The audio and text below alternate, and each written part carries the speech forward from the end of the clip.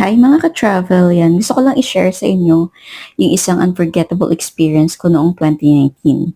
Ito yung pagpunta ko sa Asik-Asik Waterfall sa Alamada, North Cotabato.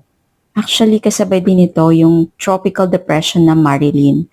Pero kahit merong tropical depression, talagang tinuloy ko na din yung aking trip dahil nasa Mindanao na ako. Ito rin yung kasabay ng solo backpacking trip ko doon sa Soxargen.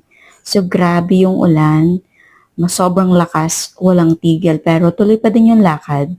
So, yung guide ko, sinundo lang ako doon sa Alamada Bus Station. Kahit basang-basa, laban lang, okay lang.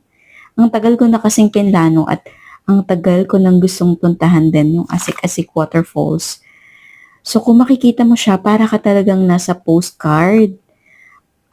Kung makikita mo din yung tubig, para kang nasa magical place na dumadaloy siya sa taas kasabay nung mga baging na mga dahon. Sobrang ganda. At isa sa mga bonus din dyan yung dog, si Avatar.